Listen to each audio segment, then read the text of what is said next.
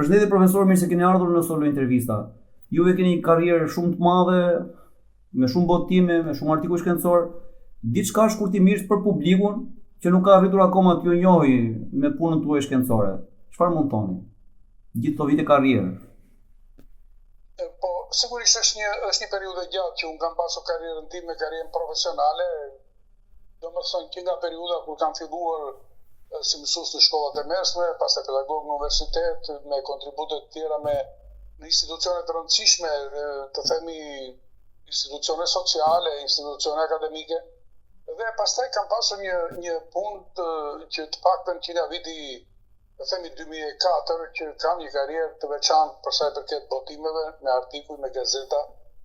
Praktikisht në momentin që po flasim, unë kam shkruar 25 libra, 25 botime. Botimi i fundit ka qenë për Big Brotherin, një vështrim sociologjik për Big Brotherin. Në këto momente që flasim bashkë, kam futur një libër që e konsideroj shumë të rëndësishëm, që quhet Polikrizat e shoqërisë shqiptare, i cili do të botohet besoj brenda muajit janar. Ndërkaq kam shkruar artikuj shumë, rreth 4000 artikuj që nga viti 2000, përveç një periudhe tjetër që nga viti 90 deri në 96, që kanë qenë disa artikuj që kanë qenë të lidhur dhe me angazhimin tim politik. Po pjesa tjetër ka qenë lidhur me angazhimin profesional. Ndërkaq kam një karrierë goxha të gjatë në lidhje me mediat, sidomos me mediat televizive, po dhe me mediat online, në periudhën që ato filluan të zhvilloheshin.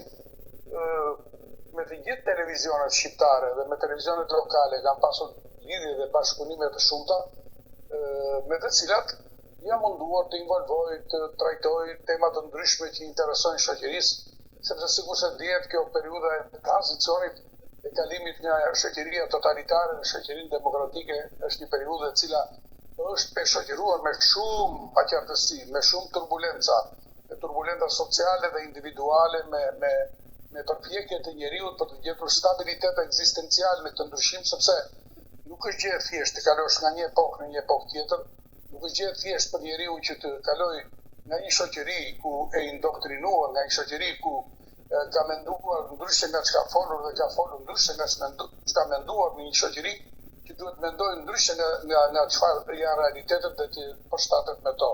Kështu që në këtë kontekst e mendoj që karriera ime profesionale gjatë disa periudhe e konsideroj që ka qenë një karrierë për mendimin tim e plotësuar, gjithmonë kam qenë ambicioz ndaj vetes, gjithmonë kam qenë pretencioz ndaj arritjeve të mia, natyrisht këtë gjë pastaj do ta thonë njerëzit, do ta thotë shoqëria kur të bëj, si thua, bilancin e këtyre. Unë ndërkaq vazhdoj të punoj, vazhdoj të shkruaj, vazhdoj të botoj, vazhdoj të bëj leksione në shkolla, në universitete, leksione të hapura, në institucione të tjera që më ftojnë për të trajtuar problemet e shoqërisë, sepse koha e sotme, shoqëria e sotme, kjo shoqëria turbokapitaliste e shpejtësive të mëdha e ndryshimeve marramëndse, është një shoqëri që duket nga njerëz por është shoqëri që e lodh njeriu, e raskapit njeriu dhe her pas here njeriu i ndodhur përballë kësaj konkurrence individuale dhe sociale, her pas here nuk i gjen dot balancat e ekuilibrit dhe vjen në dëshpërim, vjen në ankth, vjen në pasiguri dhe sigurisht e dini sot në shoqërinë shqiptare njerëzit janë të depresuar, të shqetësuar, anksioz, me vështirësi për të përshtatur, për të adoptuar në realitetet e sotme, janë shtuar. Dhe kjo ka bërë që të kemi një shoqëri ku shumë njerëz nuk po gjejnë dot ekuilibrin të baraspeshat dhe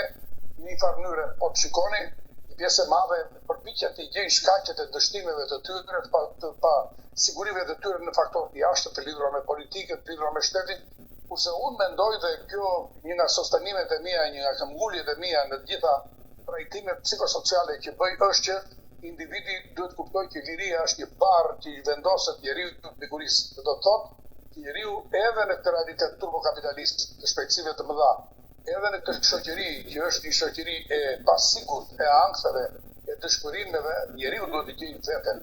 Sepse në fundit, siç thotë Jean-Paul Sartre, liria është një përgjegjësi që vjen pikurisë individit dhe ai duhet ta mbajë. Pra në këtë shoqëri njerëzit tanë do të mësojnë që ka dy rrugë, o lufto, ose mbathja ik drejt dëshpërimit. Kështu që unë gjithmonë këm tek çështjet e shoqërisë liberale, individualiste, përpiqen të ndikojnë në shoqëri për të mësuar njerëzit, shoqërinë, individet, që ore në fund të fundit në këtë betejë në këtë shoqëri, kur shteti, dorat sociale e shtetit po rrudhen, kur shoqëria po i zbehen amortizatorët e fuqishëm social, sikurse janë humanizmi, socialiteti, sociabiliteti, solidariteti, atëherë do të thotë që njeriu nuk do ta ndjejë veten të vetmuar. Jo është shoqëria. Ne nuk mund të kërkojmë shoqëri tjetër. Ky është rroti, këtu duhet ta kërcejmë vallën. Dhe në fund të fundit, unë mendoj që pjesa më e madhe e njerëzve që pësojnë dështimin në jetë, përveç mund të ketë dhe faktor social, siç natyrisht mund të mohoj, ka dhe faktor të jashtëm, po unë mendoj që së pari njeriu duhet të kërkojë tek vetë të energjitë e tij, suksesin apo shkaqet e dështimit që pëson. Po profesor, shkurtimisht realiteti politik sot, sipas mendimit tuaj.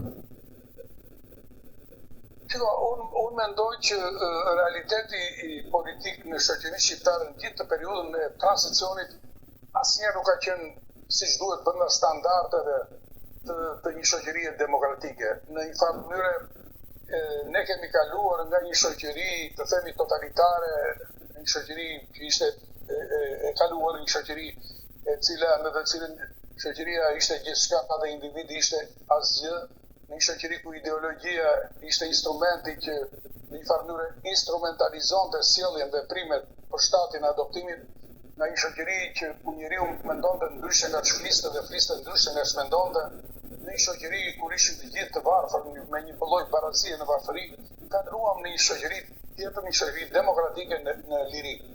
Gjëja kryesore për mendimin tim është që kjo liri në shoqërinë tonë, themi post-komuniste, post-totalitare dhe demokratike nuk u kuptua siç duhet. Dhe kam përshtypjen që në një farë mënyrë, nëse në shoqërinë e pashme politika ishte gjithçka dhe njerëzit ishin të varur nga politika, pra njerëzit ishin një lloj instrumenti, një lloj burme në mekanizmin e madh të politikës totalitare, sot ne kaluam në një shoqëri të re ku politika ka një rol të caktuar.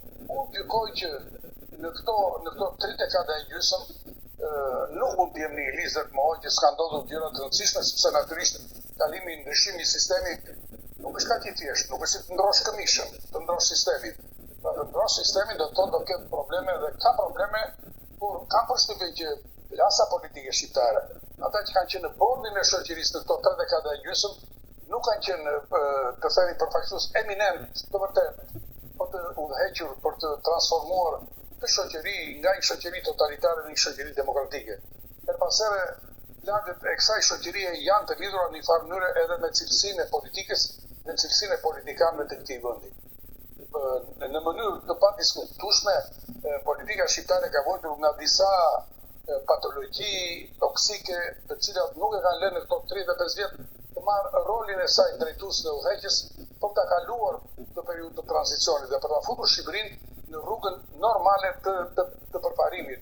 Qoftë majta për ta futur në rrugën e socializmit demokratik, apo qoftë djatha për ta futur në ekonominë liberale të tregut. Në të gjitha rastet, në këto 35 vjet, fakti që kemi sot këtë situatë politike, sociale dhe ekonomike, absolutisht janë të lidhura në mënyrë padiskutueshme me cilësitë e klasës politike që ka prodhuar ky vend. Dhe unë mendoj që të paktën jemi në një situatë ku në një farë mënyrë nëse nuk duhet të bëjmë gjykime penale për rolin që ka luajtur klasa politike, të paktën duhet të bëjmë gjykime morale për përgjegjësitë, të paktën që ata kanë pasur për këtë tollovi që i kanë sjellë tranzicionit, për këtë zgjatje të këtij tranzicioni, sepse nëse siç e dini, tranzicioni në kuptimin politik është i garantuar, pra nuk kemi ndonjë frikë se mund të kthehemi mbrapsht të themi në komunizëm apo në totalitarizëm, kjo është e pamundur. Apo nga pikpamja ekonomike, besoj që është e pamundur të mendojmë se mund të kthejmë pronën shoqërore mbi mjetet e prodhimit, sepse privatizimi i ekonomisë ka përfunduar. Por problemi është që shoqëria shqiptare ka një varg problemesh të mëdha sociale dhe politike që lidhen me jetën e shoqërisë, për të cilat klasa politike duhet të mendonte shumë më tepër dhe duhet të mbante më shumë përgjegjësi. Po me sa duket, ajo teza e vjetër e Aristotelit, e Platonit dhe shumë filozofët, që çdo popull gjithmonë ka merituar qeveri që ka pasur, me sa duket është një e vërtet, e cila është e padiskutueshme edhe për ne. Profesor, 35 vjet edukimit, çfarë ka ndodhur në Shqipëri me edukimin? Shikoni, unë mendoj që procesi i edukimit në shoqërinë shqiptare ka një lloj ndarje, ka një lloj dikotomie e cila në qofse në të kaluarën 35 vjet më parë procesi i edukimit njeriut ishte një proces të themi ideologjikisht i determinuar, një proces i korracuar, i fiksuar në një shoqëri e cila i kishte përcaktuar rolet sociale dhe individi ishte i deliruar të bindej normave, paradigmave, moralit dhe formave të tjera të edukimit në familje, në shkollë, sepse të gjitha institucionet e edukimit në periudhën e komunizmit ishin institucionet e varura nga ideologjia e caktuar e asaj periudhe, ishte ideologjia komuniste. E në këtë pikpamje, i procesi i të ashtu quajtur edukimi i njeriu të ri, me një punë të sforcuar nga të gjitha instrumentet, ishte një bllok, ishte një dështim total, sepse ishte një përpjekje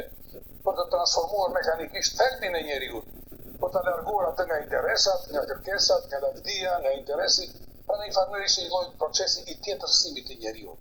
Ishte një edukim fals. Problemi është që ne kaluam nga shoqëri dhe menduam që duke kaluar shoqërinë demokratike, procesi i edukimit do të bëjë nga një proces formal në një proces organik. Pra do të thotë që institucionet e edukimit, procesi i edukimit, i formimit qytetar do të bëjë më literal, më liberal, më organik, më i pranishëm e tjerë.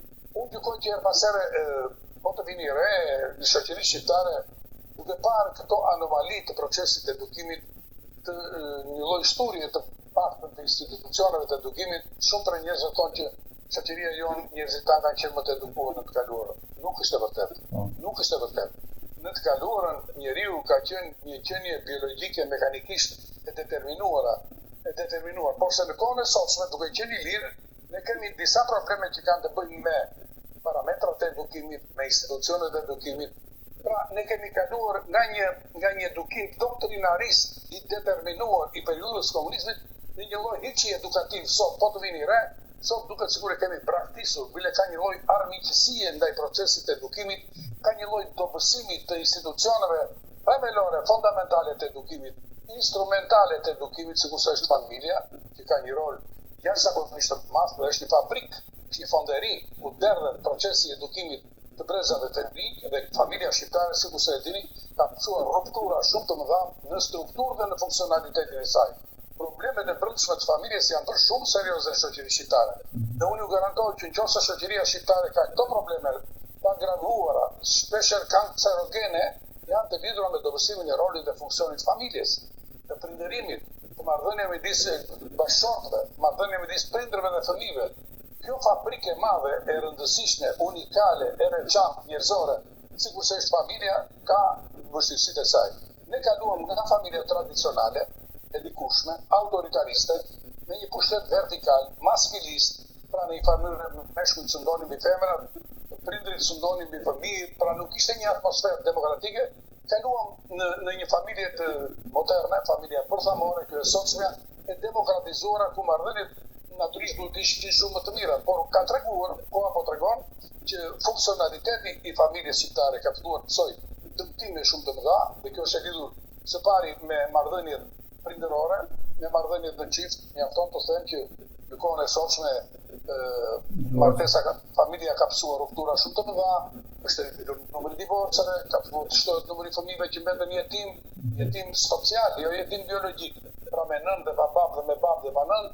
Në një farë mënyrë kjo shoqëria turbokapitaliste e shpejtësive të mëdha ka reduktuar kohën e prindërimit. Pra, në prindërit e sotshëm duke qenë të dhënë pas suksesit, famës, paras, nevojave ekonomike për familjen, kanë harruar që janë dhe prindër. Dhe kufizimi i kohës së prindërimit ka bërë që në familjen e sotshme rolin e prindërve, që është unikal dhe i pazotësueshëm, ka filluar ta marrë teknologjia, dhe ky është një defekt shumë i rëndë i sotshëm i edukimit të familjes shqiptare. Kjo teknoprofesia, ky idiotizmi teknologjik, sipas të cilit fëmijët mund të edukohen thjesht nëpërmjet teknologjisë, na ka sjell këto patologji, këto marrëdhënie toksike të cilat po na sjellin pastaj shfaqjet e bullizmit, adoleshentë të rebeluar, nivel të kriminalitetit, një shqetësim jashtëzakonisht i madh. fakti që ne kemi një nivel të kriminalitetit dinor shumë të lartë dhe fakti që fëmijët tanë në nxënës të shkollave janë të përfshirë në fenomenet e bulizmit, janë të përfshirë në fenomenet e ngacmimit virtual të cilat pastaj kthehen dhe në krime, dhe mos harroni që kanë ndodhur raste shumë të mëdha në shoqërinë shqiptare. Së dyti është shkolla, një institucion i madh i sigurisë morale që ka përgjegjësi shumë të mëdha dhe që është mëkatari i kësaj situate të nivelit të edukimit dhe të formimit të njerëzve tanë në shkolla. Shkolla pa diskutim është një institucion i madh i edukimit krahas familjes. Është një institucion me përgjegjësi sociale. Pra nuk është vetëm thjesht një institucion akademik që jep njohuri, dhe ky është një problem tjetër se cili është niveli i këtyre njohurive që jepet, por shkolla është edhe kjo një fabrikë e dytë që merret me formimin qytetar të fëmijëve tanë. Pra në një farë mënyrë këta fëmijë tanë që pa dashur dhe krejt pa pandehur nga fëmijë të mirë bëhen kriminal dhe hynë në rrugën e kriminalitetit, nuk është se është faji i tyre. Adoleshentët janë viktimat e këtij realiteti. Të këtij realiteti social dhe të mungesës së funksionimit siç duhet të përputhje me kohën, qoftë nga familjet, qoftë nga shkolla. Më lejoni ta them. Ne duhet të kuptojmë një gjë shumë të rëndësishme. Fëmijët dhe adoleshentët janë produkti i kësaj epoke. Më shumë se janë fëmijë të prindërve apo të mësuesve, janë në shkollë, janë fëmijë të epokës. Në këtë pikpamje unë mendoj që ata që duhet të ndryshojnë jemi ne, janë prindërit në familje dhe mësuesit në shkollë, për të kuptuar kohën, për të kuptuar tingullin dhe për të përshtatur në kërkesat e adoleshentëve të sotshëm. Metodat e vjetra, paradigmat e vjetra, modulet e vjetra, të edukimit paternalist, të diktaturës familjare, apo të autoritetit formal të shkollës kanë marrë fund dhe nuk pinu ujë. Pra kërkohen mekanizma të rinj, nëse duam të komportohemi me të rinjtë e sotshëm, të përshtatemi atyre dhe ndikojmë edukativisht në formimin e tyre social dhe personalitetit të tyre publik. Po me qësimi të adoleshentët, profesor, çfarë mund thoni diçka për orientimin e tyre, të lirisë të tyre në raport me të rriturit? Si mund të orientohen më mirë adoleshentët? Shikoni, është të gjithë sociologët, psikologët dhe filozofët e kohës së sotshme postmoderne janë të shqetësuar për problemin e komportimit të sjelljes së adoleshentëve me veten, me familjen dhe me shoqërinë. Është një problem i madh universal, global. Dhe në këtë pikpamje her pas here, ku diun ka sociolog dhe filozof, sikurse është Edgar Morin apo Zygmunt Bauman, që janë filozofë shumë të mëdhenj të kohës sotshme, të cilët e konsiderojnë këtë brezin e adoleshentëve e konsiderojnë si halka me dobët në zinxhirin e shoqërisë. Pra do të thotë që problemi më i madh që ka sot shoqëritë që kanë përfshirë dhe shoqërinë shqiptare janë të rinj dhe adoleshentët. Madje një pjesë e tyre, sikurse e dini, pjesa më e madhe e akteve kriminale, e veprimeve brutale, e bullizmit janë të lidhura me këtë moshë. Prandaj intelektuali amerikan Ferit Zakaria thotë që metaforikisht, mbyllini adoleshentët dhe të rinj dikuta dhe do të shikoni që kriminaliteti do të ulet me 90%. Nuk ka rëndësi statistika, por kjo tregon që pjesa më e madhe e problemeve janë të lidhura me adoleshentët. Shikoni, adoleshentët duhet kuptuar mirë. Adoleshentët këta janë. Adoleshentët kanë dy probleme dhe dy kontradikta eksistenciale, ontologjike të brendshme dhe të jashtme. Problemi është që kontradiktat e brendshme të adoleshentëve lidhen me moshën e tyre, me formimin e tyre. Në raportet kontradiktore midis formimit fizik, pjekurisë seksuale dhe pjekurisë mendore. Me idenë që ai hapi i kalimit nga fëminia në para adoleshencë dhe në adoleshencë sjell ndryshime shumë të mëdha. Nëse në fëmijëni, siç e dini, fëmijët kanë dy autoritete absolute që i konsiderojnë si perëndi, prindit në familje dhe mësuesit në shkollë, sapo bëhen adoleshent, dy figurat që urrejnë në shumë janë prindit në familje dhe mësuesit në shkollë. Dhe dy institucionet me të cilat kanë kontradikta janë familja dhe shkolla. Ky është një proces i duhet kuptuar. Është i lidhur ontologjikisht me formimin e tyre, me moshën e tyre dhe kjo duhet kuptuar mirë. Kalimi në adoleshencë themun gjithmonë kërkon që prindrit dhe mësuesit të bëhen prindër dhe mësues për së dyti. Pra nuk mund të jesh prind më siç ke qenë kur ai ishte fëmijë. Nëse ti vazhdon me atë logjik, me atë linearitet edukativ që ke komunikuar me fëmijët kur ata kanë qenë fëmijë, do ta zbatosh këtë dhe kur ata janë adoleshent e ke gabim. Ky është dështim. Pra në këtë pikpamje prind për së dyti, që them unë gjithmonë e kam shkruar edhe në librat e mi, do të thotë që ti të kuptosh që tani më ke të bësh me një fëmijë që është me materie tjetër, është adoleshent, i cili ka probleme brenda vetes së tij. Ta duhet kuptuar kjo buria e tij parakoshme, kontradikta midis pjekurisë seksuale dhe një lloj prapambetje të formimit të tyre mendor, që është logjikshme ndodh, s'kemi si të bëjmë, shumë ka për zoti të gjë. Kjo është e para, kontradiktat e brendshme të adoleshentëve. Së dyti janë kontradiktat e jashtë. Adoleshentët janë produkt i kësaj shoqërie, pra ata rriten në këtë shoqëri. Dhe duke parë që kjo shoqëri është neurotike, kjo shoqëri është agresive, kjo shoqëri është e garës, e konkurrencës, e njeriut të fortë. Atëherë kjo do të thotë që kjo kulturë e njeriut të fortë, e njeriut të performancës, e njeriut të eficiencës, kultivohet tek adoleshentët në mënyrë të deformuar. Dhe kjo bën pastaj që ata mendojnë që në këtë jetë, për të qenë i suksesshëm duhet të jesh i fortë. Dhe kjo i bën pastaj që ata në vend që të zhvillohen intelektualisht, zhvillojnë pjesën e instinkteve të tyre, të dhunës, të agresivitetit, të banalitetit. Dhe ky është një problem që atyre u vjen nga jashtë. Shikoj, në këtë kontekst unë mendoj që duke llogaritur këto dy faktorët e brendshëm, biogjenetik të moshës adoleshentës dhe ato social të jashtëm të tyre, unë mendoj që ne kemi nevojë për një refleksion të gjerë në komportimin me këtë moshë. Shumë nga problemet që ka shkolla për shembull, po të vini re mësues ta ankohen dhe pastaj thonë këta adoleshentët e sotshëm janë kështu bëjnë, ore, këta adoleshentët këta janë adoleshentët. Ata duhet të ndryshojnë jemi ne. Ne prindrit në familje dhe mësuesit në shkollë, nëse duam të kemi sukses në procesin e edukimit të tyre. Ndryshe, dështimi ynë është i sigurt dhe rruga e gabuar adoleshentëve është po gjithashtu e sigurt. Profesor, kam një pyetje për mendjen driturit. Pse nuk dëgjohen apo duhet të flasim më shumë?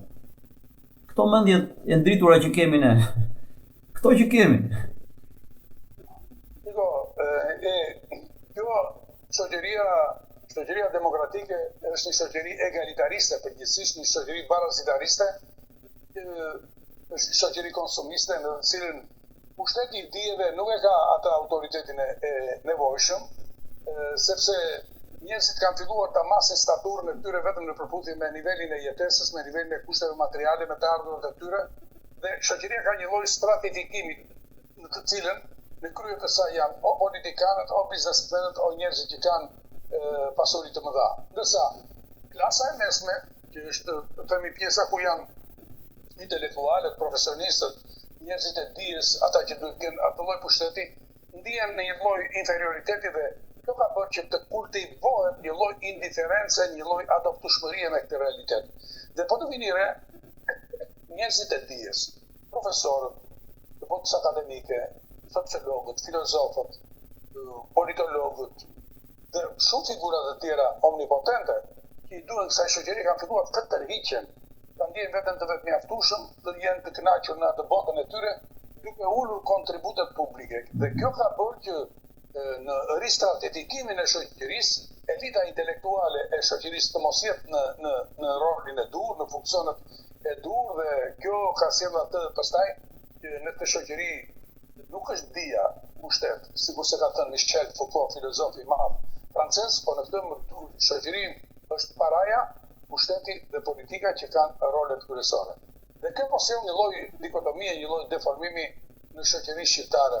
Megjithatë, unë mendoj që në shoqëria shqiptare është në një moment krucial, në një moment shumë të rëndësishëm që ka nevojë për njeriu e dijes, për njeriu e kulturës, për njeriu që duhet ta ndihmojë shoqërinë që të orientohet për të gjetur rrugët e duhura në këtë shoqëri likuide të rrëshqishme, sepse siç e shikoni kjo shoqëri nuk udhëhiqet më nga parime dogmatike, nuk udhëhiqet më nga parime fikse, është një shoqëri labile, e lëvizshme, e paqëndrueshme, ku parimet e mëdha doktrinare apo idetë e mëdha të njerëzve të dijes jo gjithmonë janë të suksesshme dhe jo gjithmonë janë të qëndrueshme. Është një dialektik e vështirë e shoqërisë postmoderne, e cila na ka sjellë në këtë situatë, e cila nuk është kaq e thjeshtë për ta zgjidhur. Një nga sociologët e mi të preferuar, një nga ideologët e mëdhenj të kohës sotme që jeton, është Anthony Giddens, një sociolog britanik, ka qenë këshilltari i kryeministit Tony Blair, dhe ai flet për këtë dialektikën e shoqërisë postmoderne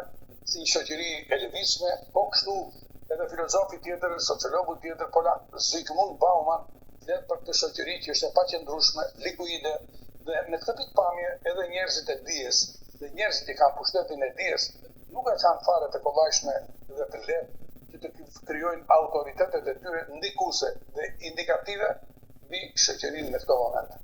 Profesor, jemi në fund të bisedës, kisha dëshirë të dëgjoja një mesazh tuaj për gjithë publikun, shqiptarë dhe miqtë. Ne jemi në një vit të ri, në vitin 2026 dhe sipas protokollit të përvitshëm themi që inshallah ky vit jetë më i mirë, të na sjellë më shumë begati, më shumë miqësi, më shumë harmoni, më shumë stabilitet politik, më shumë stabilitet ekzistencial. Megjithëse siç e shikoni, viti nuk ka filluar dhe shumë mbar. Qoftë nga pikpamja politike, qoftë nga problemet që kanë të bëjnë me korrupsionin, me të cilat janë element që të mërzisin, element që të krijojnë një deprimim psikologjik në shoqëri, një mungesë besimi se ne gjërat mund të bëhen më mirë.